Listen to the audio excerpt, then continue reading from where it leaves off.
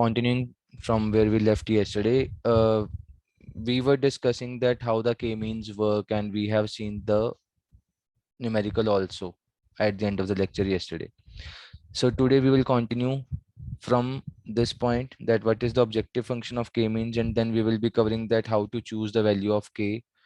Also we will be discussing about some limitations और उसको कैसे ठीक करना है. k-means के कुछ limitations भी हैं, वो सब हम देखेंगे अभी.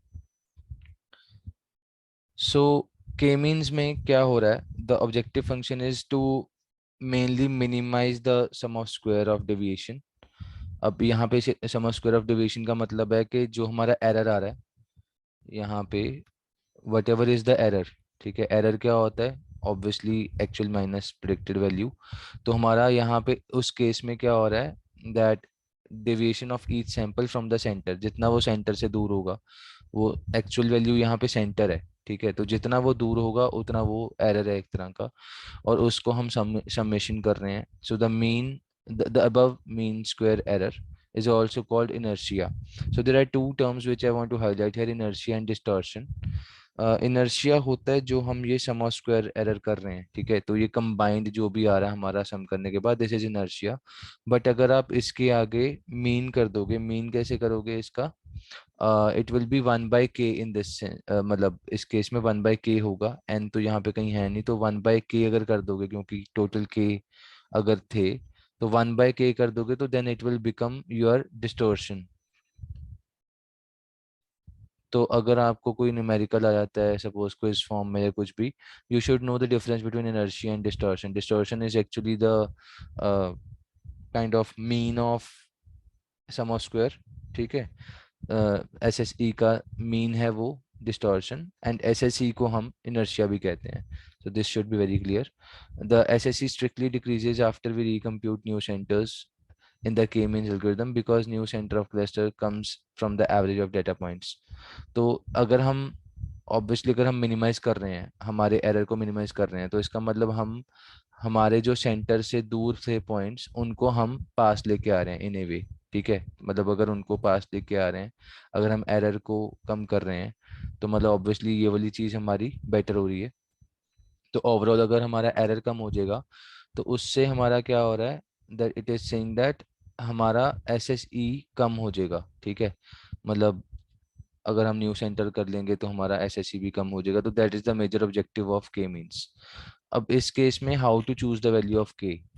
सो yesterday we saw one numerical in which we had one medicine का डेटा सेट था. There were 4 types of medicine, उसका डेटा सेट था, और हमने उनको क्लस्टर्स में कन्वर्ट करना था कि कितने टाइप की मेडिसिन हैं और वो कौन से क्लस्टर में आ रही है. तो उस केस में हमारा शायद फाइनल आंसर आया था A and B were in the same cluster, C and D were in the same cluster. तो वहां पे k इक्वल टू 2 हमें गिवन था क्वेश्चन में. Suppose we are not given the value of k in the question, then how to choose k, उसके बारे में बात हो रही है. So there are multiple methods. Obviously, the elbow method is the most famous one. ठीक है. elbow method का you know the meaning. elbow method होता क्या? elbow method का मतलब है कि ऐसे कुछ if we plot the inertia, inertia क्या था हमारा? sum of square error. तो अगर हम उसको प्लॉट करेंगे और वो हर बार कम हो रहा है, बट आफ्टर सम टाइम वो ज्यादा कम होना बंद हो गया और काइंड ऑफ लीनियर होगा थोड़ा सा compare to very high degree of slope.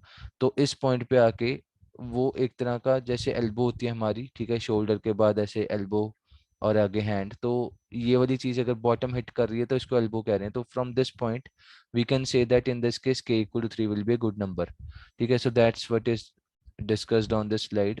Mainly we have to minimize the inertia. From that point we can choose that how the value of k is.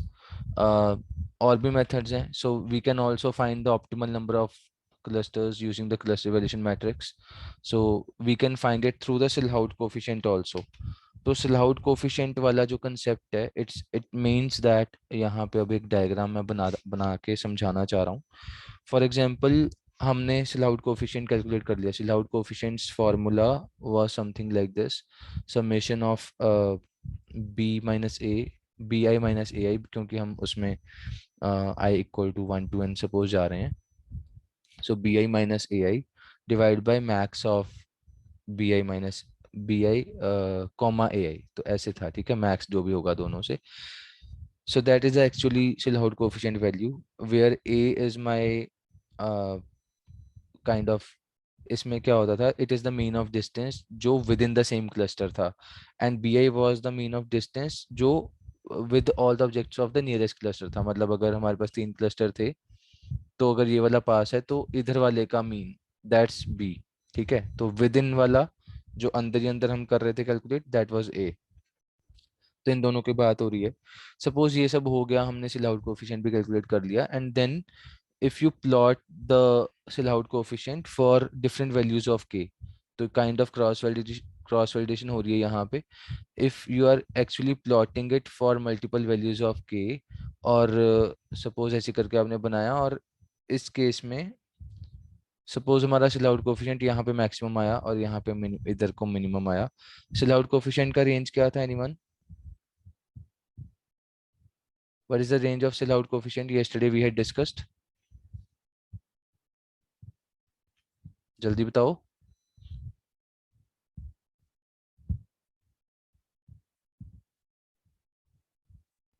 हाँ जी. What was the range of Silhouette coefficient? कल के lecture में discuss हुआ था. It was -1 to 1. ठीक है, तो इस केस में वी हैड सेड यस्टरडे कि भाई जितना ज्यादा होगा उतना सही है. ठीक है, तो 1 की तरफ होगा तो वो परफेक्टली डेंसली क्लस्टर बने होंगे, -1 होगा तो अच्छा नहीं होगा. ठीक है, मतलब -1 के केस में आई हैड सेड के वो बिल्कुल ही गलत क्लस्टर बने हुए हैं, और 0 के केस में वी हैड सेड अगर सिलाउट कोफिशिएंट 0 है तो वो ओवरलैपिंग हो रही है क्लस्टर्स में. तो हम 1 को, let's say this is my 1, तो वो वाला वैल्यू सिलेक्ट करेंगे जहाँ पे 1 आ रहा है. तो इस केस में लेट्स से मेरा 1 आया 4 पे. ठीक है, तो उस केस में 4 सिलेक्ट हो जाएगा. So this is also one of the way to select the value of k, how to choose the value of k.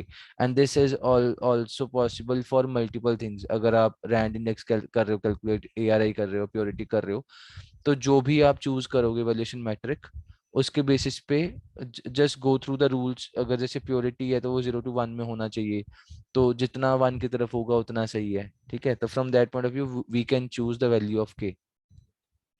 Now there are some key points in k means. ठीक है, and इसमें mainly हम problems discuss करने वाले हैं अब. यहाँ पे main thing is that first of all efficiency जो इसकी है, जो हमारा काइंड ऑफ कॉम्प्लेक्सिटी है, that is this thing big O TKN. ठीक है, where my t is the number of iterations. ये हमने एल्गोरिथम में भी देखा था, हमारा वो टी हम t+=1 किया था लाइन नंबर 2 3 में. n are the number of objects and k are the number of clusters. So यहाँ पे एक और चीज I want to highlight that k and t are very small compared to n. ठीक है, तो ऑब्वियसली हमारे जो नंबर ऑफ ऑब्जेक्ट्स हैं वो बहुत ज़्यादा हो सकते हैं, it may be in thousands और मिलियंस, बट हमारे क्लस्टर्स तो बड़े कम होंगे या इटरेशन भी बहुत कम होंगी कंपेयर टू दैट. सो अगर आप ये कॉम्प्लेक्सिटी लिख भी रहे हो तो साथ में ये बताना जरूरी है that k and t are very small compare to n. And in this case, k-means clustering often terminates as at a local optimal. Initialization can be important to find high quality of clusters. So mainly यहाँ पे ये भी है that suppose आपने MSE use किया, ठीक है, mean square error. So it is least for a given initialization of clusters. तो मतलब मेनली अगर आप जो भी इनिशिएशन कर रहे हो उसके बेसिस पे वो मिनिमम दे देगा, लेकिन it will be very highly depending on the local optima problem. ठीक है, वो लोकल ऑप्टिमा फंस ही जाएगा, तो उसकी बजाय ज़्यादा से ज़्यादा आप क्या कर लोगे, रैंडम इनिशिएशन कर लोगे. ठीक है, तो but this is kind of a problem. तो रैंडम इनिशिएशन से हमारा फ़ायदा ये होने वाला है, अगर आप एमएससी में नॉर्मली एमएससी यूज करके प्रॉब्लम में फंस रहे हो and you are getting stuck in the local optimal, we can use random initiation. और रैंडम इनिशिएशन कैसे काम करती है, I think it should be on the next slide. It's not on the next slide, तो मैं इसको यहाँ पे डिटेल में समझा ही देता हूँ. तो सपोज आपने रैंडम इनिशिएशन करा to get rid of this local optimal problem. Random initiation का मतलब है that you need to run the k means for different set of iterations. तो suppose आपने k equal to 2 के लिए किया, तो k equal to 2 में आपने एक एक टाइम पे जैसे सपोज ये दो रैंडम सेंटर ले लिए अपने क्लस्टर के, जैसे हमने कल देखा था एक ब्लू एरिया था एक रेड एरिया था, वो ब्लू और रेड का इनिशियल 2 पॉइंट्स आपने ले लिए सपोज, ठीक है। तो वैसे ही ऐसे करने के बजाय कोई और तरीके से कर लो, जैसे ये वाले ये 2 पॉइंट हो गए। तो k = 2 के केस में ही दो सिनेरियो पॉसिबल हैं कि आपने 2 बार रैंडम सेंट्रॉइड ले लिया, ठीक है, इनिशियल सेंटर ले लिया। तो this can be one of the solution instead of getting the value of k means through MSE। तो अगर आप MSE कर भी रहे हो तो k = 2 भी अगर आपने चूज कर लिया, सपोज k फिक्स्ड है, k = 2 है, तो उसमें भी आप 2 बार रैंडमली इनिशियलाइज करके चेक कर सकते हो, क्रॉस वेरीफाई कर सकते हो। then it is also sensitive to the noisy data and outliers। तो एक्चुअली ऑल दीज थिंग्स, ये जैसे के मीडियन है, के मिडॉइड है, इस पे मैं आता हूँ, लेकिन इससे पहले मैं ये बताना चाह रहा हूँ that there are multiple variations of k means, ठीक है। अब जैसे ये के मीडियन है, के मिडॉइड है, ये कहीं ना कहीं के मीन्स के वेरिएशन है, ठीक है। तो हमारे सपोज जो हमारे वेरिएशंस ऑफ के मीन है जो हम इसके सोल्यूशन के लिए यूज करेंगे, वेरिएशंस कैन बी के means plus plus, it can be intelligent k-means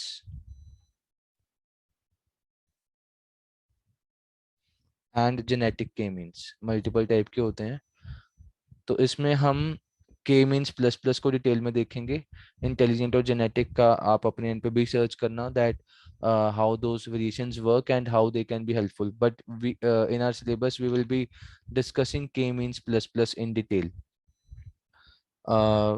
तो यहाँ पे just a second, I want to just verify कि अलग से इसका,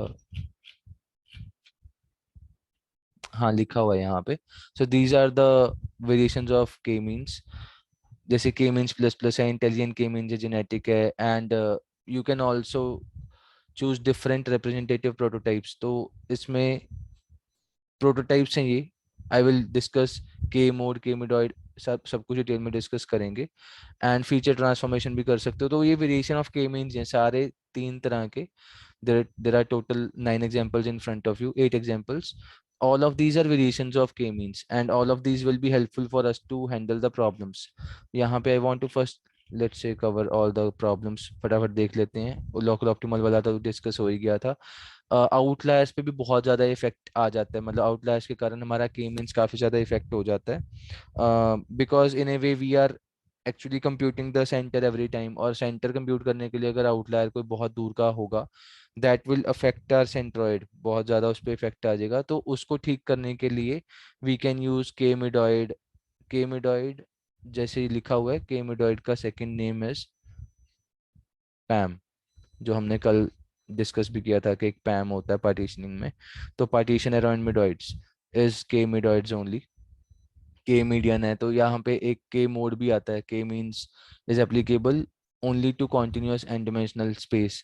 तो के मॉड्स जो है वो कैटेगोरिकल वाली वैल्यूज को भी हैंडल कर लेगा। नॉर्मली जैसे हम सिर्फ कॉन्टिन्यूअस डायमेंशन को देख रहे हैं, तो अगर कैटेगोरिकल काम करना है, सपोज क्लासिफिकेशन करनी है, सम काइंड ऑफ क्लासिफिकेशन, तो के modes can be helpful. It is not suitable for non convex shapes. तो यहाँ पे हम कर्नल के मीन्स की भी बात करेंगे। I will tell you the different variations of kernel k-means। These are the 3 different types of variations। इसके बाद let's look into this problem। अब yesterday also we had seen this problem that initially हमने 2 random लिए, blue वाला और red वाला, and based on that हमने उसका डिस्टेंस कैलकुलेट किया। जो जो उसके रेड वाले के पास था हमने उसको रेड कर दिया, ब्लू वाले के पास था ब्लू कर दिया। Then we computed the centre again, based on that कुछ सेंटर अपडेट हो गया। ठीक है, ये तब तक करते रहना है जब तक हमारा सेंटर सेम नहीं आता हर बार। सपोज हमारा 2 बार सेंटर सेम आ गया कि भाई ये रेड वाला और ब्लू वाले का जो सेंट्रॉइड है इट इज नॉट चेंजिंग, तो यहाँ पे हम रुक जाते थे। ठीक है, so this was the initialisation and this will not lead us to the global optimal. यही यही बात मैं कर रहा था कि लोकल ऑप्टिमल में फंस सकता है ये चीज। So initialization of k means देख लेते हैं। There are two particular solutions to random initialization problem। I had told you earlier कि जो हमारा k means plus plus है this can be a solution। तो अब हम देखते हैं के मीन्स जो हमारा प्लस प्लस है, हाउ इट वर्क्स, ठीक है, तो हाउ इज इट डिफरेंट। तो फर्स्ट ऑफ ऑल दिस के means plus plus came in 2007, k means 1967 में आया था officially, and after 40 years this k means plus plus came. It is different from k means in a way that it how the update step is controlled. तो हमारा पूरा algorithm same है except the update step. Update step में यहाँ पे लिखा होगा कहीं ना कहीं that how we use this. Mainly यहाँ पे जो हम अपना सेंट्रॉइड अपडेट कर रहे हैं which it is actually in a way, मैं पहले समझाता हूँ होता क्या है, then we will read this slide. तो सपोज हमारे पास कुछ क्लस्टर्स हैं, ठीक है, तो मल्टीपल क्लस्टर्स थे, सपोज हमने डिस्टेंस निकाल दिया, सब कुछ कर लिया, रैंडमाइजेशन कर दी, वो इनिशियल स्टेप्स तो सारे सेम ही है।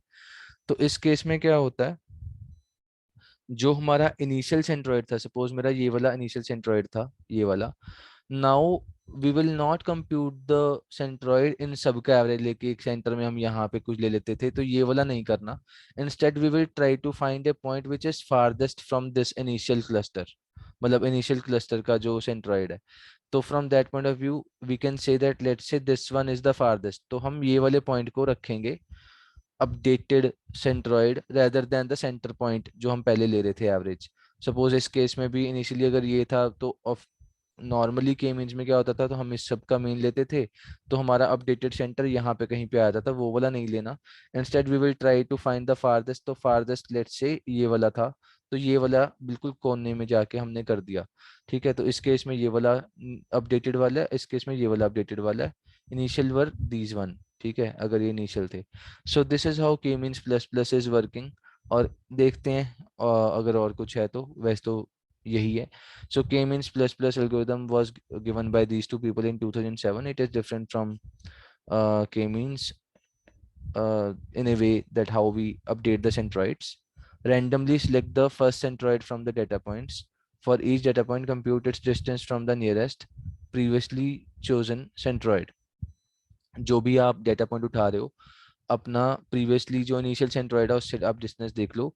Select the next centroid from the data points such that the probability of choosing a point is directly proportional, ये रहा, the point having the maximum distance from the nearest centroid is most likely to be selected as an next centroid. So this is how mainly जो हमारा काम हो रहा है वो है that हम अपने सेंट्रोइड को अपडेट कर रहे हैं जो फारदेस्ट है, ठीक है, नॉट द सेंटर वाला पॉइंट जो एवरेज पहले निकालते थे। So it solves a problem of random initialisation as the new centroid is having the maximum probability proportional to distance from all the points. So this is how the k-means work. के मिडॉइड को देख लेते हैं, मैंने काफी बार अब के मिडॉइड और पैम का नाम लिया है। So K medoid clustering is also called PAM which is partitioning around medoids. इसमें जो हम कर रहे हैं मेनली जो हमारा मिडॉइड आ रहा है, let's see how it works. PAM algorithm came in 1987, ठीक है, जैसे हमने अभी पीछे देखा K means plus plus came in 2007, but ये 1987 में आ गया था। So K means algorithm is sensitive to outliers which we were discussing कि outliers के कारण काफी ज्यादा प्रॉब्लम आ जाती है। तो के मिडॉइड क्या करता है, instead of taking the mean value it uses the midpoints which is the most centrally located object in the cluster. So start from the initial, ये वाला तो सेम ही है, ठीक है, randomly chosen set of midpoints होंगे and we have to repeat until convergence, या तो वो रुक जाए जाके, मतलब सेम वैल्यू देता रहे, या फिर उसके नंबर ऑफ आइटरेशन खत्म हो जाए। Assign the data point to the nearest medoid and update step ध्यान से देखना, मेन यहीं पे अपडेट में ही चेंजेस आते हैं, कोई भी नया के मीन्स का वेरिएशन हो। Replace each medoid in each cluster by one of the non medoid of the same cluster if it improves the sum of square. तो मेनली यहाँ पे ये बात हो रही है कि हमारे पास सपोज एक क्लस्टर था, इनफैक्ट दो क्लस्टर थे, तो ऐसे करके दो क्लस्टर थे जिसमें बहुत सारे पॉइंट्स थे, ठीक है, ऐसे करके बहुत सारे पॉइंट्स हैं। For example we have initial medoid initialization, जो हमने पॉइंट किया वो मिडॉइड ये था, बट हमें अब अपना जो नया मिडॉइड रखना है बेस्ड ऑन ये वाला थिंग, जो ये बोल्ड वाला डॉट है इसको छोड़ के कोई भी और उठा लो, बट द रूल इज कि वो नया पॉइंट अगर आप मिडॉइड ले रहे हो तो it should improve the sum of square minimise होना चाहिए रेदर देन बड़े, ठीक है। तो from that point of view sum of square error हमारा कम हो जाए। फॉर एग्जांपल न्यू मिडॉइड हमने लिया ये वाला और इससे कम हो गया तो हम ये वाला पॉइंट रखेंगे न्यू मिडॉइड, ठीक है। तो मेनली इसका जो पैम का कंसेप्ट है वो यही है that it needs to be very sure हर बार वो जब अगर नया पॉइंट ले रहा है, ठीक है, तो उसको इतना श्योर करना है कि जो हमारा एसएससी है वो मिनिमम है, मतलब काइंड ऑफ मिनिमेशन प्रॉब्लम है ये। मतलब जब आप सबका निकालोगे तो फिर आप सबसे छोटे वाला ही उठाओगे जिसमें सबसे कम सम स्क्वायर आया है, ठीक है। तो इसमें ये वाली चीज है। अब कहीं ना कहीं ये किसी का कोई जना इसको ड्रॉबैक भी बोल सकता है कि आप काफी ज्यादा कॉम्प्लेक्सिटी बढ़ा रहे हो bye within the same cluster also you are trying to calculate the sum of square error, उसमें भी सबसे मिनिमम वाला उठा रहे हो आप, तभी आप डिसाइड कर पा रहे हो, ठीक है। तो इसका जो कंप्यूटेशनल कॉम्प्लेक्सिटी होगा इसका नॉर्मली ज्यादा होगा and we can see here it is quite expensive, k into n minus के होल स्क्वायर। सो ऑब्वियसली मैं कह भी रहा था कि अगर हम जैसे कंफर्म कर रहे हैं कि यार ये वाला मिनिमम है तो उसके लिए आपको सबका ढूंढना पड़ेगा। तो उस पॉइंट ऑफ व्यू से जो ये n माइनस के है वो यही है कि आप किसी भी क्लस्टर के अंदर जा रहे हो, सपोज के क्लस्टर्स हैं तो n minus one point within that same cluster obviously multiplied by K, इसलिए n माइनस के होल स्क्वायर आ गया। So PAM algorithm works effectively for small data set but does not scale well. ये scale well करेगा भी नहीं क्योंकि आपने कॉम्प्लेक्सिटी इतनी बढ़ा ली है, आप पहले से ओ एन स्क्वायर पे चल रहे हो और अगर आप डेटा सेट बढ़ा जाओगे फिर तो नहीं होने वाला काम। एंड एफिशिएंसी इंप्रूवमेंट्स ऑन पैम, पैम के वेरिएशंस हैं ये दोनों, Clara and Clarence. पैम on random samples, ऐसे इज द सैंपल साइज। तो यहाँ पे रैंडम सैम्पलिंग करी जा रही है। अगर आपका डेटा सेट बड़ा है और मतलब क्लस्टर्स में सपोज 100 पॉइंट थे तो उन 100 के बजाय आप 20 के साथ ही काम करके रैंडमली सिलेक्ट कर रहे हो 20 आउट ऑफ 100, तो वैसे करके क्लेरा काम कर रहा है। And PAM with randomised resampling ensure efficiency and quality. तो मतलब ये दोनों वेरिएशंस हैं पैम के ही, ठीक है। तो के मिडॉइड का ही वेरिएशन है। Let's talk about the k median now. K medians में क्या हो रहा है that medians are less sensitive to outliers than means, ये हमें पता ही है ऑब्वियसली। मीडियन आई होप सबको पता है कि आप सॉर्ट कर लेते हो फिर उसमें से एक सेंटर पॉइंट उठा लेते हो, उसको मीडियन बोलते हैं rather than just getting the average of all the numbers, ठीक है। तो हम जो के मीडियन है इस केस में हम क्या कर रहे हैं, मीडियन इज नॉट अफेक्टेड। तो जो हमारा सम ऑफ स्क्वायर एरर है it will B this time यहाँ पे सेंटर पॉइंट जो पिछली बार जैसे मीन था उसके बजाय हम मीडियन को माइनस कर रहे हैं तो हमारा एस एस ई अपडेट हो गया, ठीक है। जो हमारा ऑब्जेक्टिव फंक्शन था that has been updated and in K medians instead of taking mean value of the object in a cluster medians are used. तो ये updated formula and K median function uses the L1 normalisation, Manhattan distance को use करके lasso use किया जा रहा है, ठीक है। एंड L1 normalization है not the regression, sorry। L1 normalization is this Manhattan distance only, less होगा कोई लेना देना नहीं है, that was L1 regression, this is normalization। So to assign the data points to the nearest median, तो Manhattan distance के basis पे ही we are taking the decision that how this k median function is k median is getting updated, ठीक है। तो यहाँ पे Manhattan distance use करना है and let's see how it works. Mainly update पे ही चेंजेस आएगा, बाकी सब सेम ही होगा। के median works like this, select the k points as the initial representative objects, convergence करना है या फिक्स नंबर ऑफ इटरेशंस के लिए जाना है, assign data points to nearest median and then recompute the median of each cluster using the median of data points। तो मतलब mainly सारा मीडियन का गेम है यहाँ पे। एंड जो हम असाइनमेंट कर भी रहे हैं इस केस में जैसे यहाँ पे लिखा नहीं हुआ बट जो ये हम असाइन कर रहे हैं this will be assigned based on your Manhattan distance, जो L1 नॉर्मलाइजेशन पीछे लिखा हुआ था। तो that will be helping us to get this job done of this assignment, ठीक है। Now the third limitation was that we could not deal with the categorical values in k means। तो उसके लिए we need to discuss k mode, I think k mode ही होगा अब। हाँ, सो this was the another problem that के means had. उसमें वो categorical data को नहीं पिक कर पा रहा था, उसको हर बार मतलब नॉन न्यूमेरिकल, मतलब न्यूमेरिकल डाटा ही चाहिए था, ठीक है, नंबर्स ही चाहिए थे, तभी वो मीन मून निकालता था और सब कुछ करता था। बट अगर कैटेगोरिकल डाटा है, सपोज क्लासेस हैं, ठीक है, तो अगर उसके साथ करना है तो वी विल यूज दिस के मोड वाला ऑप्शन। के mode is a extension by replacing means with modes, ठीक है। सो के मीडियन एल्गोरिदम, के मीडियन नहीं, यहाँ पे के मोड आएगा। दिस इज एरर, मैं ये स्लाइड को अपडेट कर दूंगा। So this is K mode, ठीक है। K mode algorithm works in the following steps. Initially select the K points as the initial representative, तो इनिशियली के मोड आ जाएंगे जितने भी आपके आए हैं। असाइन करना है, assign the data points to the nearest representative based on the Hamming distance. तो यहाँ पे हैमिंग डिस्टेंस यूज हो रहा है, पिछली बार मैनहट्टन यूज हो रहा था इन के मीडियन, इसमें हैमिंग है। We have to be very sure about these things. काफी अच्छे क्वेश्चन बन सकते हैं इसके क्विज के लिए।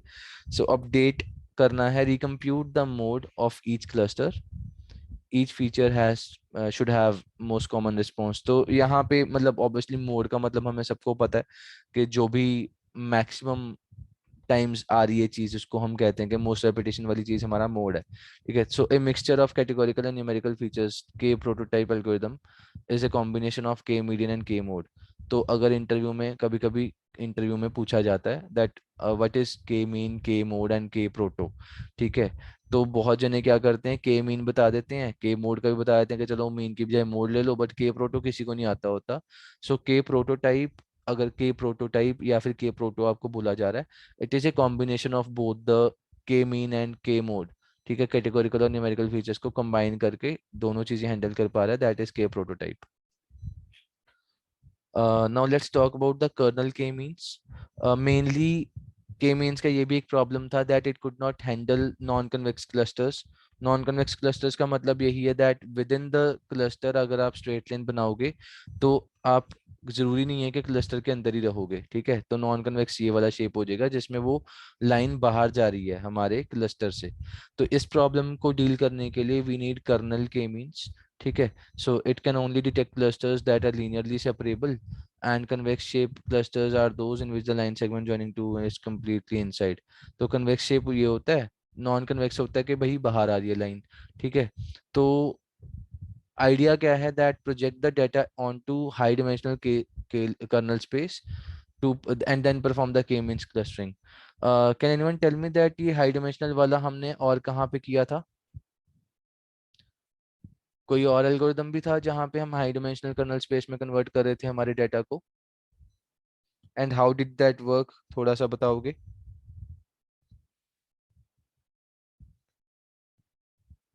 You people have studied SVM right?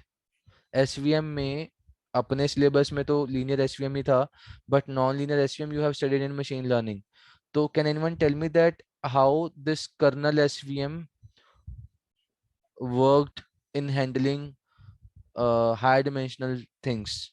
जैसे हम कहते हैं कि भाई कर्नल एसवीएम में भी यही वाली दिक्कत थी, मतलब दिक्कत सॉल्व कर रहा था वो, कि नॉन कन्वेक्स को हैंडल करने के लिए आया था, क्योंकि एसवीएम भी बाय डिफॉल्ट तो लीनियरली सेपरेबल चीज़ों के लिए था कि हम उसका मार्जिन मैक्सिमाइज कर रहे हैं, ठीक है।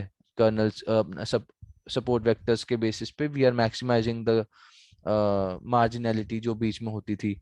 तो कर्नल एसवीएम हो गया या फिर ये वाला कर्नल के मीन्स हो गया, इन दोनों में we are converting our low dimensional space into high dimensional space.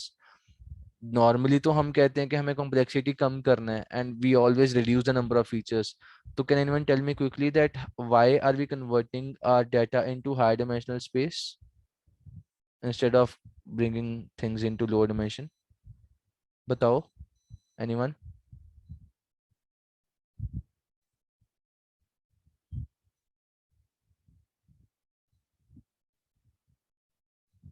हाँ जी।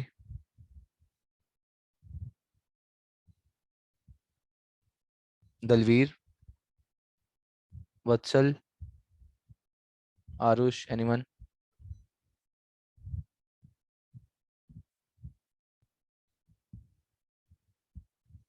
Why do we need to project the things on high dimensional space जब हमें पता है कि अगर हाई डिमेंशन में कन्वर्ट करेंगे तो कॉम्प्लेक्सिटी बढ़ा रहे हैं हम, कम नहीं कर रहे अपने एल्गो की।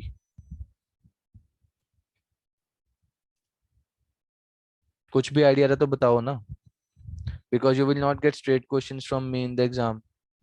तो थोड़ा सा तो टेढ़ा दिमाग चलाना सीखो।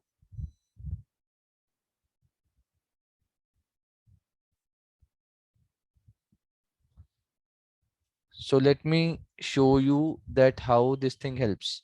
सपोज मेरे पास कुछ एक डेटा सेट था 1000 × 3 का, 1000 रोज थे, 3 कॉलम थे, एंड उसको अगर हम सपोज जैसे प्लस प्लस वाले सेंटर में रह गए और माइनस वाले बाहर रह गए, उसको अगर हम प्लॉट करते तो कुछ ऐसा बन जाता। सपोज ऐसा कुछ होता, ठीक है। तो उस केस में obviously we can not do the segregation just by putting a straight line in in this.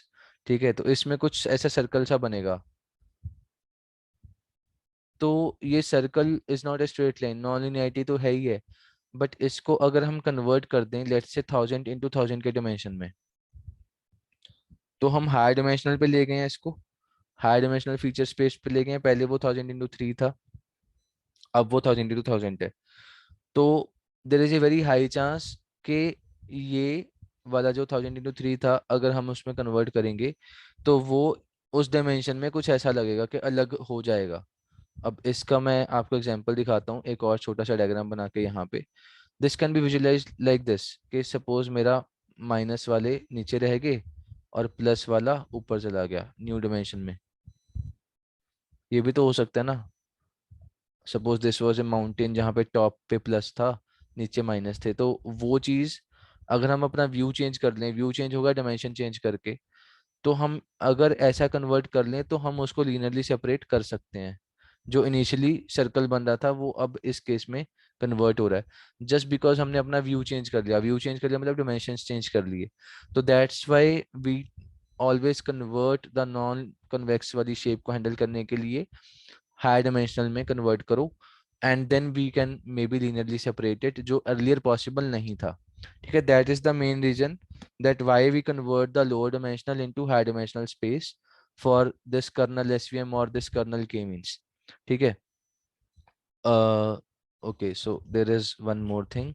ये वही वाला एग्जांपल आ गया दैट इसको हम लीनियरली सेपरेट नहीं कर सकते। वही चीज़ यहाँ पे दिखा रहे हैं कि अगर आप लीनियरली सेपरेट करोगे तो रेड और ब्लू वाला अच्छे से पूरा सेग्रीगेट नहीं हुआ। इनफैक्ट ये वाला हुआ एंड वाला। तो नॉर्मल के मीन्स जो नहीं कर पाया, गॉसियन कर्नल के मीन ने कर दिया दैट दिस थिंग, रेड वाला अलग हो गया, ब्लू वाला अलग हो गया। तो ये चीज़ is only possible through the kernel SVM और the kernel k means, not the SVM.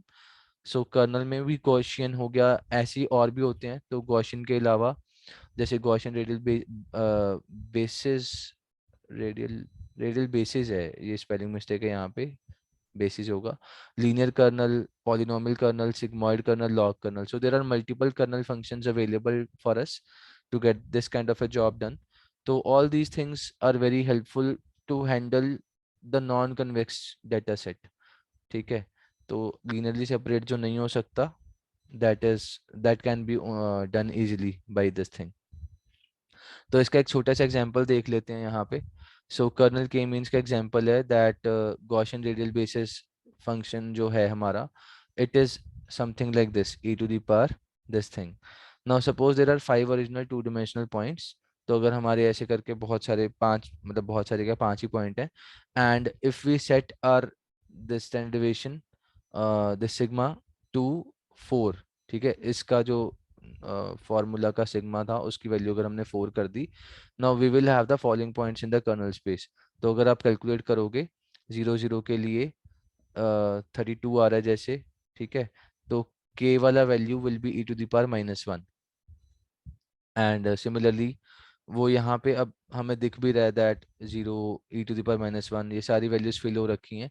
तो जैसे जैसे हमने ये वैल्यू लिखी हुई हैं, we will calculate with this value of 4। ये वाला पूरा हमारा फिल हो जाएगा। That how this is working, जैसे e⁻⁻1 कैसे आया, तो वही सेम फॉर्मूला हम अगर हम हर जगह पे जाकर लगाएंगे, I1 I2 I3 I4 I5, तो ऐसे करके हमारा पूरा कर्नल स्पेस फिल हो जाएगा। तो न्यू डायमेंशन बन गई है, जो इनिशियली 2 कॉलम था वो अब यहाँ पे 5 by 5 का बन गया है, ठीक है। So that will start with the hierarchical clustering. Once this is done, clustering will be complete. Can you give a idea that what can be this? क्या हो सकता है इसमें? Hierarchical clustering में क्या होगा? Any idea?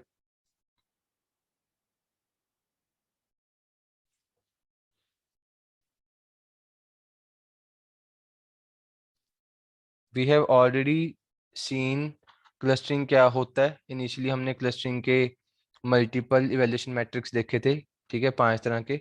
And then we have discussed k-means algorithm in detail, ठीक है. k-means हमने देख लिया और फिर बाकी भी देखे, के मोड के मीडियन सारे देख लिए, उसका सारा डिस्कशन हो गया. We also discuss the limitations of k means और उसके solutions.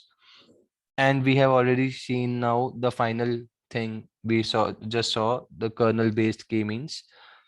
Now this is the final topic, hierarchical. Hierarchical का मतलब है that we have to generate a clustering hierarchy. अब यहाँ पे ट्री लाइक स्ट्रक्चर बनेगा, ठीक है, इसमें ट्री लाइक स्ट्रक्चर्स बनेंगे. And this tree-like structure is also called dendrogram. Dendrogram. So अगर ये आता है इसका मतलब सेम है, ठीक है, कि tree-like structure होगा.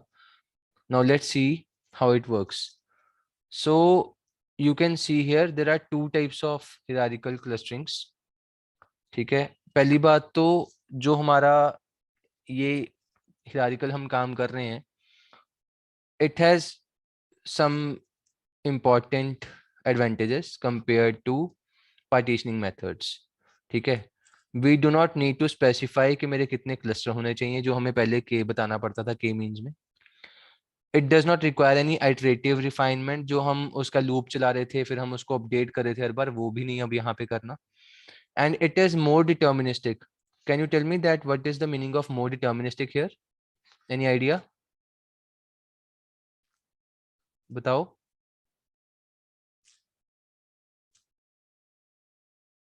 Deterministic का मतलब है that we will get global optimal in most of the cases. ठीक है, जैसे हमारा लोकल ऑप्टिमा में वो फंस जाता था के मीन्स वाला, उसमें वो एक ड्रॉबैक था. Compare to that hierarchical clustering में ग्लोबल ऑप्टिमल हमें मिल जाता है मैक्सिमम केसेस में. And there is one more advantage which is that ability to see the clustering performance at different values of threshold. अब इसमें यहाँ लिखा नहीं हुआ, but you have the ability कि आप क्लस्टरिंग की परफॉर्मेंस देख सकते हो at different values of threshold. अगर डिफरेंट थ्रेशोल्ड वैल्यूज आप डालोगे, डिफरेंट थ्रेशोल्ड वैल्यूज पे उसकी परफॉर्मेंस आप चेक कर सकते हो. सो हिरारिकल का एडवांटेज है पार्टीशन के ऊपर with these 4 points. Now there are two types of hierarchical clusterings. One is AGNES, other one is DIANA. AGNES का full form is agglomerative nesting, DIANA is divisive analysis. Now let's see the example of agglomerative और DIANA में ये मतलब क्या है ये पहले समझ लो, फिर मैं ये वाली डेफिनेशन समझाता हूँ. हो क्या रहा है, initially we have singleton clusters. इनको सिंगलटन क्लस्टर बोलते हैं कि भाई ये अपने आप में एक पूरा क्लस्टर है, ए बी सी डी ई. तो ये सारे अपने आप में सिंगलटन क्लस्टर्स हैं. इनिशियली हमारे पास ए है, बी है, सबका एक एक ही वैल्यू है. फिर हम इसको बोलते हैं step zero. Initially step zero पे वी हैव सिंगल क्लस्टर्स, कल्ला कल्ला बैठा है वो. And at step one we will find कि मैं किसको कंबाइन कर सकता हूँ. For example at this stage हमने ए और बी को कंबाइन कर दिया एट स्टेप वन, और कोई भी चेंज नहीं करा. नीचे तक देखोगे तो सी डी ई को कुछ नहीं करा, ए और बी को बस कंबाइन करके हमने ए और बी इकट्ठा करके यहाँ पे स्टेप वन पे कर दिया. At step two we have combined D and E. At step three we have combined C D and E. तो जो भी हमारा लेटेस्ट होगा उसके साथ प्रीवियस वाली लेटेस्ट वैल्यू ऐड हो जाएगी, ठीक है, कंबाइन होकर सी डी ई यहाँ पे बन गया. सिमिलरली एट स्टेप फोर सारे इकट्ठे कंबाइन हो गए. तो जैसे अब यहाँ पे हो क्या रहा है, व्हेन वी आर मर्जिंग, अब यहाँ पे मर्जिंग चल रही है लेफ्ट टू राइट में, लेफ्ट टू राइट में मर्जिंग चल रही है, और इसको हम बोलते हैं एग्लोमेरेटिव टेक्निक. अगर आप इसी को इनिशियली बड़े वाले क्लस्टर को अगर छोटे छोटे टुकड़ों में बांटोगे, for example A B C D E को सी डी ई अलग कर दिया, ए बी अलग कर दिया, फिर सी डी ई को सी अलग कर दिया, डी ई अलग कर दिया. मतलब अगर आप राइट टू लेफ्ट जाओगे तो उसको हम डिवाइसिव एनालिसिस हायरार्किकल क्लस्टरिंग बोलेंगे। ठीक है, तो यहाँ पे बेसिक अंडरस्टैंडिंग यही है दैट अगर आप मर्ज कर रहे हो that is called agglomerative hierarchical clustering, और अगर आप डिवाइड कर रहे हो तो it is divisive hierarchical clustering. ठीक है, अब देखते हैं क्या है एग्लोमेरेटिव क्या करता है। It starts with the singleton clustering, जो मैंने बोला था कि ये सिंगलटन क्लस्टर्स हैं सारे। It continuously merge two clusters at a time to build a bottom up hierarchy of clusters. ठीक है, इन ए वे बॉटम अप ही तो है, मतलब इनिशियली आपके पास अकेले अकेले बैठे हैं और वो धीरे धीरे आप कंबाइन करके टॉप पे जा रहे हो। ठीक है, सारा कंबाइन करके एंड में। Similarly divisive analysis means that it starts with a huge macro cluster, एक बड़े वाला होगा जिसमें सारे इकट्ठे होंगे, and it will split it into two continuous clusters at a time, generating a top up hierarchy of clusters। ठीक है, तो आप यहाँ से शुरू करोगे जैसे A B C D E, then you will break it down, एक साइड पे ए बी आ गया, एक साइड पे सी डी ई आ गया, फिर आप दोबारा उसको ब्रेक करोगे, एक साइड पे सी चला गया, फिर डी ई आ गया, यहाँ पे आप ए और बी बोल दोगे, ये सी हो गया, और इसको डी ई में दोबारा से तोड़ दोगे। तो अगर आप ऐसे करके जा रहे हो बड़े से छोटे की तरफ, that is called divisive clustering. Agglomerative के बारे में थोड़ी और बात करते हैं। So agglomerative clustering, it means that पहली बात तो it among all the clustering techniques hierarchical agglomerative clustering is commonly used due to these three main qualities: its ability to create natural clusters। ठीक है, पहली इसमें होता है कि हम इसमें कंबाइन कर रहे हैं, सिंगल टन से हम मर्जिंग कर करके आगे बढ़ रहे हैं। So its ability to create natural clusters, possibility to view the data at different threshold levels, and no prior knowledge of number of clusters। So based on these three advantages हम hierarchical clustering कर रहे हैं। ठीक है, agglomerative, और you can also say agnes। in this it works on the distance matrix। ठीक है, अब यहाँ पे distance matrix की बात हो रही है। it simply means, for example आपके पास iris dataset था। ठीक है, iris dataset में कौन से 4 फीचर थे? can you name all the four features of iris? We have worked with iris dataset multiple times. Can you name the? Sepal length, sepal width, हाँ, petal length, petal width, sepal length, sepal width। sepal. For example हम sepal width नहीं use करेंगे, चलो अभी हम पहले 3 use करते हैं। एंड लेट्स से हमारे पास 4 केसेस थे, तो हमारा जो मैट्रिक्स बना वो बना 4x3 का। Now we have to first convert it into higher dimensional space. Higher dimensional मतलब हम इसको 4x4 में कर देंगे कन्वर्ट। ठीक है, तो ये 4x4 में हो जाएगा 1 2 3 4 1 2 3 4। इसको हमने क्यों करा? Because we want to get the distance matrix from the original feature space. ये वाला ओरिजिनल फीचर स्पेस है 4x3 वाला, जो 4x4 वाला बनेगा that is called my distance matrix of the order n×n। ठीक है, यहाँ पे पहली बात तो ये है कि सबसे पहला स्टेप है that in agglomerative and even for DIANA also, even for the divisive analysis technique, वहां पे भी आपका फर्स्ट स्टेप सेम ही होगा। You have to convert your original feature space into this distance matrix, जिसका size will be 4x4 in this particular kind of a case. Now the hierarchical agglomerative clustering begins by considering each word as a separate cluster। ये हमें पता है कि वो singleton सबको एक एक ले लेता है। so for n words there are n clusters। ठीक है, इनिशियली वी हैव, अगर हमारे पास n words होंगे तो वो सारे अपने आप में क्लस्टर ही बनेंगे। ठीक है, and then we will start joining them, और फिर बाद में ऐसे ऐसे ऊपर वो जाता जाएगा। At each next step, the algorithm merges the most similar clusters and update the distance between the new cluster and the old cluster। इसका मतलब ये है कि आपके पास फॉर एग्जाम्पल आपके पास ये स्पेस थी। ठीक है, इस स्पेस में हमारे पास कुछ पॉइंट्स थे। उसने क्या किया? उसने सबसे पहले तो अपने मोस्ट सिमिलर वालों को मर्ज कर दिया। मोस्ट सिमिलर मतलब सपोज यहाँ पे ये दो इकट्ठे बैठे थे और ये उसको सिमिलर लगे, उसने दो जोड़ दिए। तो इनिशियली तो जब वो इंडिविजुअल थे तो उनका अलग डिस्टेंस मैट्रिक था, but now now because this has combined, ये अपने आप में एक क्लस्टर बन चुका है, तो इसका अब इंडिविजुअली बाकी पॉइंट से सबका निकाला जाएगा। ठीक है, पहले वो दो पॉइंट थे पर अब ये आपस में क्लस्टर है, तो उसको एज ए फैमिली हम हर एक पॉइंट के साथ चेक करेंगे। इसका मतलब यही है यहाँ पे दैट आप क्या करोगे, अपने न्यू क्लस्टर को अपडेट करोगे, ठीक है। आप क्या कर रहे हो, it merges and updates the distance. आप अपने वो जो डिस्टेंस मैट्रिक्स था आपका जो आप 4x4 वाला बना रहे थे, उसको अपडेट करोगे between the new cluster and the old cluster. तो ओल्ड क्लस्टर क्या थे, हमारे बाकी पॉइंट्स, और न्यू क्लस्टर हमारा जो ये वाला बना है, ठीक है। तो हम अपने जो हमने कंबाइन करें उसको हम चेक करेंगे कि कौन सा कितना दूर है। अब उसके आगे भी मल्टीपल चीजें होती हैं कि हमने उसको डिस्टेंस कैसे देखना है। तो वी चेक दैट डिस्टेंस, जो हम ये डिस्टेंस चेक कर रहे हैं, अपडेट कर रहे हैं, it is done through using the linkage rules. इसमें एक लिंकेज रूल नाम का कंसेप्ट होता है, I will come to it. There are 5 types of rules that we will be discussing, I think it is on the next slide. ये जो checking होनी है डिस्टेंस को अपडेट करने के लिए, उसके लिए हमें लिंकेज रूल्स चाहिए। And this process continues until the distance between the cluster is less than the predefined threshold. अब यहाँ पे दो चीजें हैं। एक तो है कि हमें लिंकेज रूल पता होना चाहिए कि अगर मैंने डिस्टेंस को अपडेट करना है, that how to update the distance, ठीक है। पहली बात तो डिस्टेंस भी अलग अलग टाइप के हो सकते हैं, it can be any distance, Manhattan distance, Euclidean distance, Jaccard distance, it can be any, जो हमने केएनएन में भी पढ़े थे, के नियरेस्ट नेबर में। So depending on your preference you can use any kind of a distance, but suppose एक choose कर लिया, सपोज यूक्लिडियन डिस्टेंस आपने चूज कर लिया। Now within that also you have to be very sure कि आपको distance calculate कैसे करना है बिटवीन 2 पॉइंट्स, ठीक है। अब ये वाले हैं या फिर ये वाला है, तो आप कोई भी पॉइंट सिलेक्ट करके आपस में डिस्टेंस ढूंढ रहे हो, आपस में ये पुराने वाले तो चेंज नहीं होंगे, बट अगर कहीं पे क्लस्टर बन गया था, हमने एक जगह पे दो जनों को इकट्ठा कर दिया था, now for that particular small cluster बाकी डिस्टेंस निकालने के लिए हमें देखना पड़ेगा कि यार कैसे करें, ठीक है। और सेकंड पॉइंट यहाँ पे बोला जा रहा है थ्रेशोल्ड वैल्यू।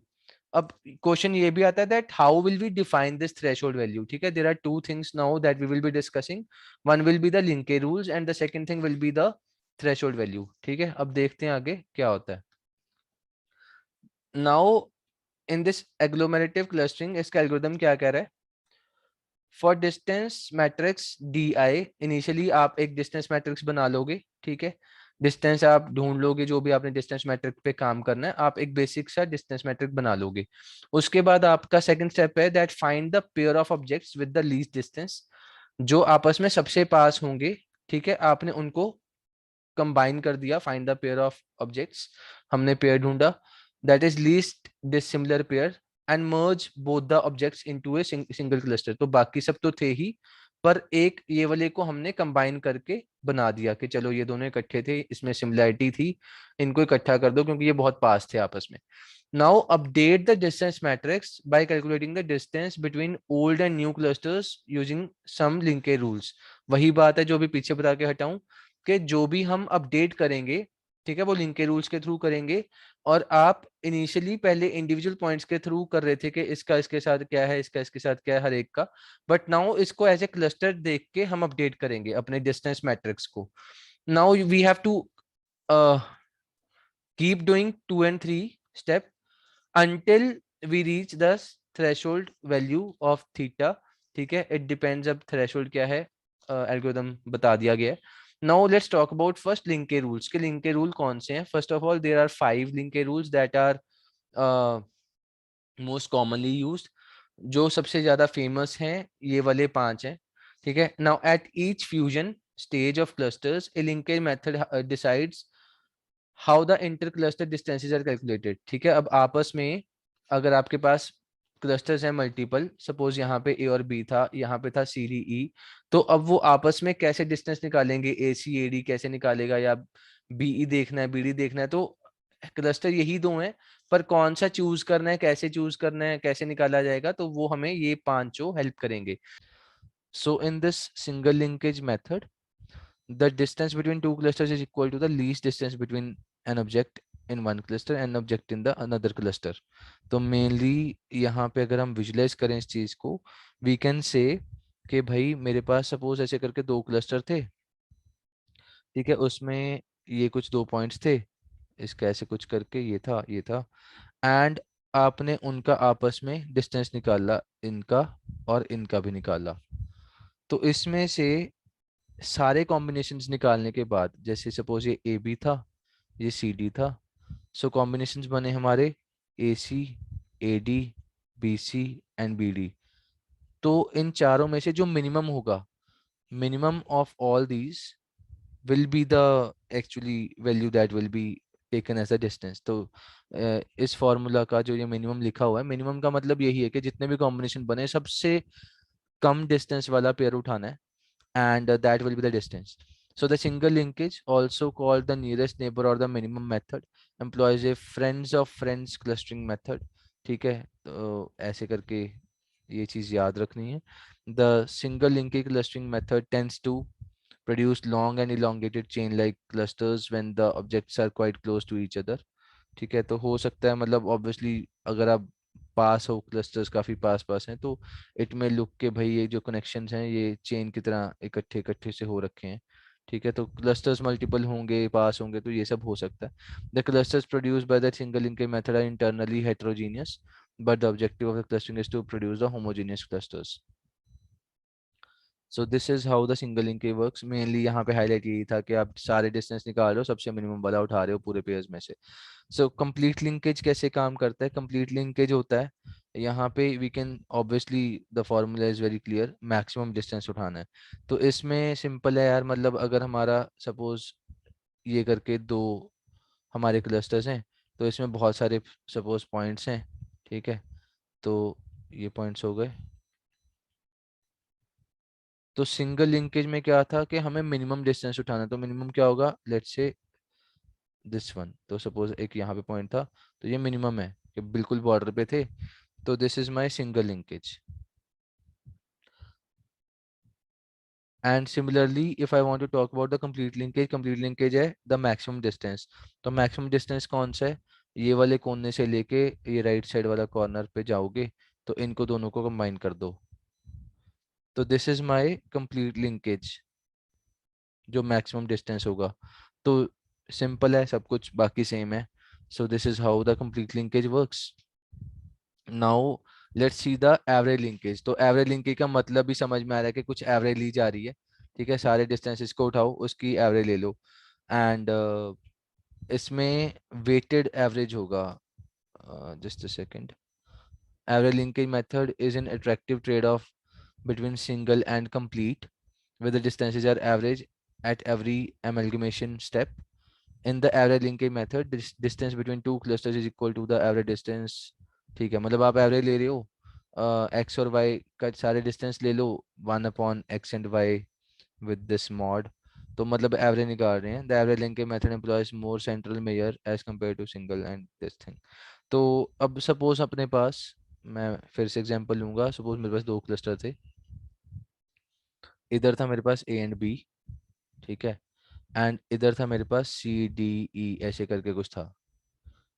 तो 5 पॉइंट अपने पास टोटल। तो इनके जो कॉम्बिनेशंस बनेंगे, it will be A C, A D, A E, similarly B C, B D, B E. तो इन सबको ऐड कर दो एंड टेक द एवरेज। ठीक है, सिंपल है, डिवाइड बाय 6, टोटल 6 थे। एंड दिस एवरेज लिंकेज जो टेक्निक है, this is not suggested for the big data sets. अगर ऑब्वियसली बहुत सारे हैं तो फिर आप वही पेयरिंग के चक्कर में कॉम्प्लेक्सिटी बढ़ा लोगे, तो कोई फायदा नहीं है। ठीक है, तो it is not suggested for the big data sets, अगर डेटा सेट बहुत बड़ा है। सिमिलरली जो सेंट्रॉयड लिंकेज है, सेंट्रॉयड लिंकेज इसमें क्या हो रहा है हमारा, जो हमारे ये वैल्यूज हैं, मतलब हमारे पास, हम पहले क्या कर रहे थे, हम पहले कर रहे थे कि हमारा कुछ भी होता था, मिनिमम वाला उठा लो वो सिंगल हो गया, दूर वाला उठा लो वो कंप्लीट हो गया। ठीक है, एवरेज ले लो तो एवरेज हो गया। तो सेंट्रोइड का मतलब क्या है कि आप अपने पूरे पूरे क्लस्टर का सेंट्रोइड उठाओ पहले। सपोज ये इसका सेंट्रोइड था और ये वाला इसका सेंट्रोइड था, तो आप सेंट्रोइड्स का डिस्टेंस ले रहे हो, तो मतलब from point A to point B सिर्फ इतना डिस्टेंस ले लो and the job is done. ठीक है, तो सेंट्रोइड लिंकेज में सिर्फ इतना ही है that you are actually taking the centroid value और उसके बेसिस पे आप काम कर रहे हो क्लस्टर्स का सेंट्रोइड निकाल के। And we can also use the grouped average agglomerative clustering, तो ये भी यूज कर सकते हो, which is the weighted average. तो यहाँ पे ऑब्वियसली अगर आप सेंट्रोइड ले रहे हो तो फिर नंबर ऑफ वैल्यूज भी ले लो। सपोज ये भी हो सकता है ना कि ये वाले क्लस्टर में सपोज 1000 पॉइंट्स थे और इधर सिर्फ 100 ही थे, तो थोड़ा वेटेज के हिसाब से काम करना अगर, तो वेटेज के हिसाब से we can do the job, and that is called GAAC method. ठीक है, ऑब्वियसली यहाँ पे NX will be 1000 and NY will be 100, तो डिवाइड बाय 1100 हो जाएगा। ठीक है, तो CX CY तो हमें पता ही है, अगर मतलब सपोज ये मेरा X था ये Y था, तो CX CY वैल्यूज तो आपको मिल ही जाएंगी, but depending on weightage you can also use this GAAC method. So this is the ward linkage method, which is most famous one. Uh, this method minimizes the total within clustering variance. तो मतलब mainly यहाँ पे ये वाला जो हमने अभी पीछे देखा है NX NY वो सब है, ठीक है, टोटल काउंट के हिसाब से ये फॉर्मूला लगा दिया, साथ में डिस्टेंस तो है, ये तो इन दोनों का मल्टीप्लिकेशन है, which is my ward linkage. Ward linkage rule minimises the total with in cluster variance, and distance between two clusters X and Y is updated as this formula. तो ये वाला साथ में जुड़ जाएगा along with the distance of clusters. Now let's do a numerical. इसको बताओ इसको कैसे करेंगे, clusters कैसे बनाएं. And in this question it is written already that you have to use average linkage based agglomerative clustering. तो बताओ जी अब जल्दी से इसको कैसे सॉल्व करें. There are 7 objects ABCDEFG. Matrix हमारे सामने बना हुआ है, ये खाली इसलिए है, वैसे तो ये खाली नहीं होगा. यही चीज आपकी मिरर इमेज है. ठीक है, जो आपका AC का यहाँ पे वैल्यू होगा वो यही वाला कॉपी पेस्ट हो जाएगा, तो इसलिए ये खाली छोड़ दिए गए हैं क्योंकि ये अंडरस्टैंडेबल है कि डिस्टेंस हमें दिख रहा है सबका. So now can you tell me that how will we do this thing. कैसे हम ग्रुपिज्म करें, कैसे हम एग्लोमेरेटिव करें. एग्लोमेरेटिव का मतलब क्या होता है, आप सिंगलटन से शुरू करते हो, सारे कल्ले कल्ले बैठे हैं, इसमें से हम सबसे पहले किसको ज्वाइन करेंगे, जल्दी बताओ क्या रूल है ज्वाइन करने का.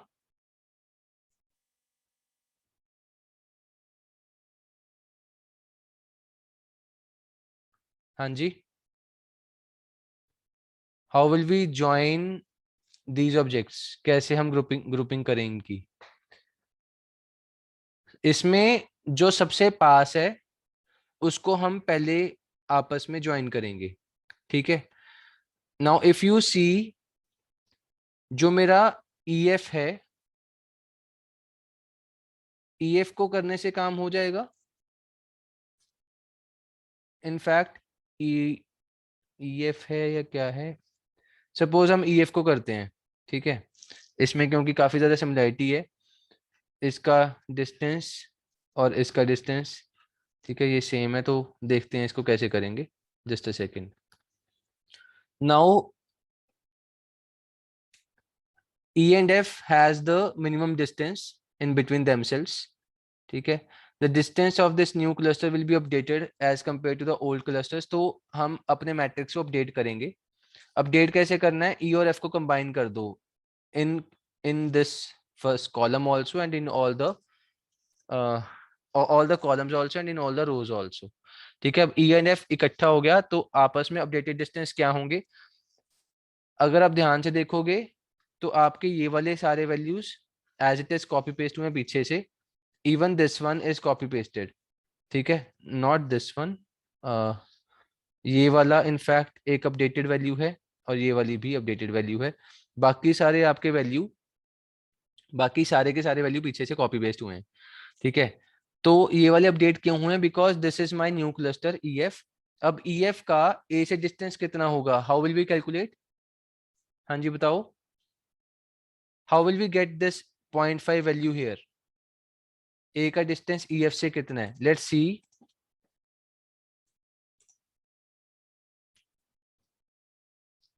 अब देखो यहाँ पे क्या हो रहा है, A और E का डिस्टेंस है 0.5, A और F का डिस्टेंस भी 0.5 है. तो अगर मैं करूंगा 0.5 plus 0.5 divide by 2, it will B 0.5 only. In fact इस केस में ये सेम ही आ रहा है हर बार. तो सी और ई का, सी और एफ का, डी और ई का, डी और एफ का, बी ई का और बी एफ का, सबको हम ऐड करेंगे, डिवाइड बाय 2 करेंगे, numbers will be same because यहाँ पे तो कोई चेंज था ही नहीं आपस में। तो ये वाली चीज तो हमारी एज इट इज आ जाएगी। और यहाँ पे भी अगर मैं जी के साथ देखूं तो G E is 0.1428, G F is also 0.1428। तो इनको भी ऐड करने पे 0.1428 ही मिलेगा, यहाँ पे 0.5 मिलेगा, ये 0.6 मिलेगा, this is 0.375, this is 0.375। Now if you see the next slide, यहाँ पे all the values have been written as it is 0.5, 0.6, 0.375, 0.375। ये वाला मेरा अपडेटेड वाला मैट्रिक्स है। अब अगला ग्रुपिज्म हम कैसे करें? अगला ग्रुप कौन सा बनेगा? Quickly tell.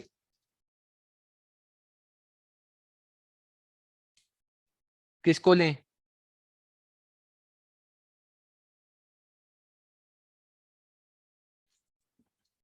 B E F.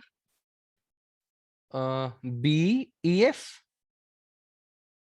आप बी ई एफ कह रहे हो?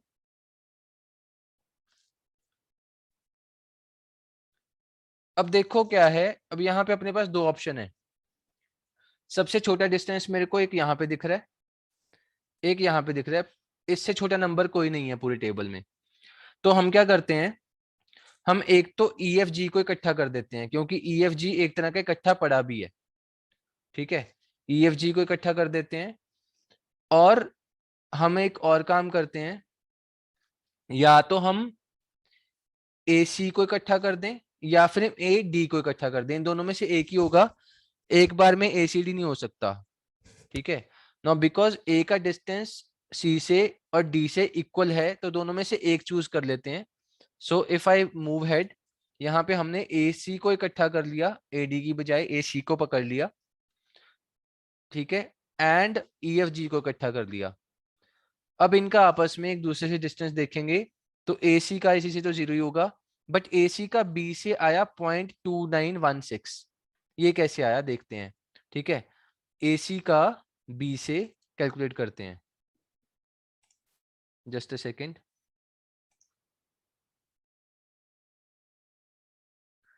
ए सी का बी से देखना है, बताओ कैसे करेंगे?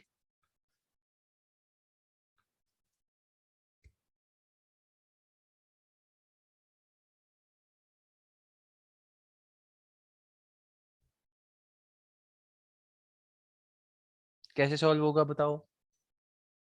सपोज मैंने ए सी को इकट्ठा कर दिया, ठीक है, क्योंकि ये 0.1428 था। अब ए सी का बी से कैसे कैलकुलेट करेंगे?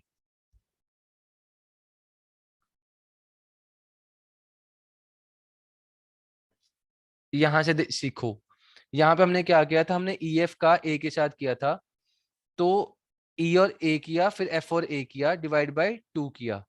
ठीक है, वैसे ही अगर मुझे ए सी का बी से देखना है, तो मैं ए बी का देखूंगा, फिर मैं सी बी का देखूंगा, दोनों को डिवाइड बाय 2 करूंगा।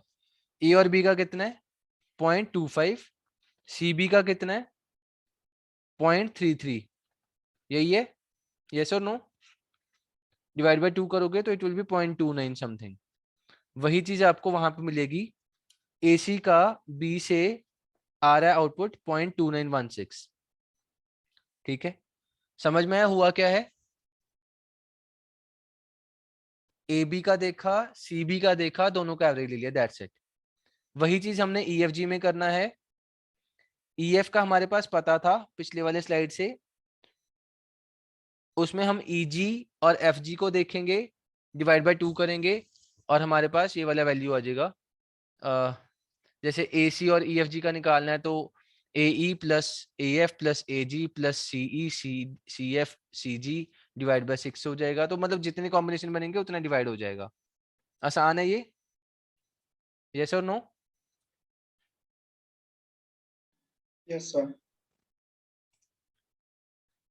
सो दिस इज द कंटिन्यूएशन। और इसके बाद अब फाइनल स्टेप करेंगे, तो आपका ये निकल के आएगा। This is the final clustering जो हमारी बनी है। यहाँ पे A C B D, A B C D एक साइड पे हो गया, ई एफ जी एक साइड पे हो गया। ठीक है, this is the final cluster. Now similarly अब हम इसकी बात करते हैं कि ये हुआ क्या है। सो क्लस्टरिंग डेंड्रोग्राम, डेंड्रोग्राम क्या होता है? What is dendrogram? बताया था थोड़ी देर पहले। Tree-like structure. Tree like structure, yes. So when we say tree like structure it means dendrogram also. तो जब भी आपको बोला जाए कि हिरार्चिकल क्लस्टरिंग करनी है या फिर ट्री लाइक स्ट्रक्चर करना है या डेंड्रोग्राम करना है, बात एक ही है। Now clustering dendrogram is used to find the optimal distance threshold. अब ये वाला अगर हम ऐसे करके बनाएंगे, ठीक है, तब इसमें जो हमारा मैक्सिमम हाइट बनेगा फ्रॉम दिस लेवल। अब अगर मैं इसके हिसाब से ऐसे लाइंस बनाऊं यहाँ पे कि मेरा पॉइंट 1 वाला ये है, सपोज ये वाला यहाँ पे आ गया, ये वाला अलग है, ये वाला अलग है, तो मतलब एक एक कंसेप्ट होता है कि भाई पहले ये वाले सारे बना के देख लो जहाँ पे मैक्सिमम हाइट है। अब यहाँ पे ये मेरी मैक्सिमम हाइट है, ठीक है, ये वाली मेरी मैक्सिमम हाइट है, तो this is my threshold value. जैसे ये 0.3 और 0.5 में मैक्सिमम हाइट आ रही है, तो actually 0.3 will be my threshold value, क्योंकि इसके बाद डिस्टेंस बहुत ज्यादा आ रहा है अगले वाला, ठीक है। अब इसके बारे में ये पहले देख लेते हैं यहाँ पे क्या लिखा हुआ है। Clustering dendrogram is used to find the optimal distance threshold, that is a distance above which the agglomerative clustering should stop further grouping, ठीक है। तो यहाँ पे भाई इसके बाद और ग्रुपिंग ना करो, यहाँ पे हमारे अच्छा खासा गैप आ रहा है, तो हम इसको थ्रेशोल्ड मान देते हैं। और कितने क्लस्टर बनेंगे उसका भी एक हैक है।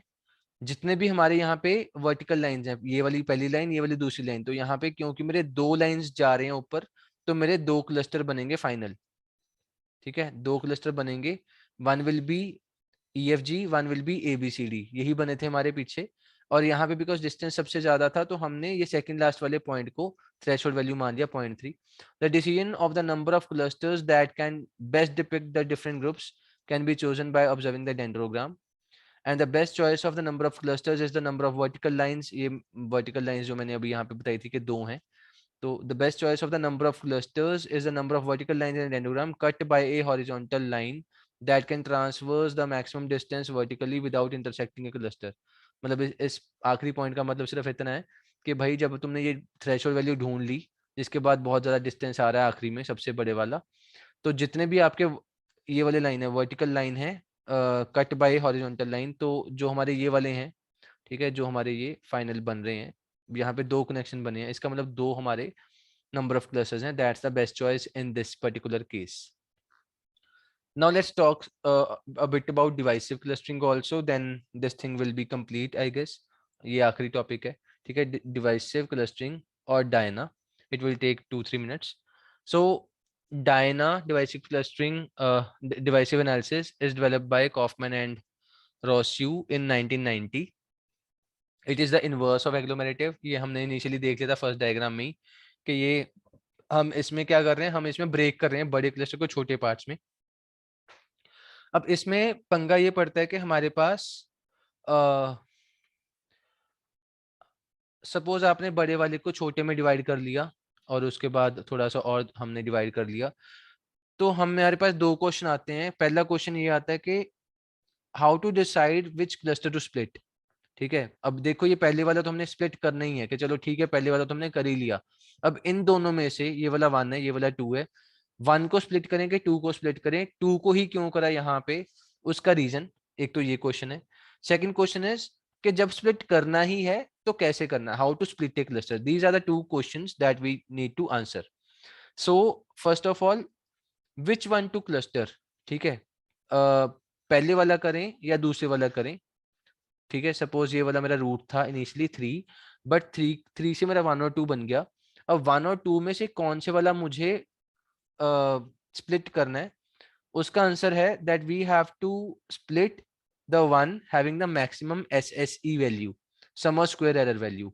ठीक है, अगर मेरे पास 1 और 2 है, अगर मेरा 2 का SSE value is greater than 1 का SSE वैल्यू, और maybe you can say variance also, SSE sum of square error, तो मैं इसको स्प्लिट करूंगा जिसका ज्यादा होगा। ठीक है, पहली बात तो ये।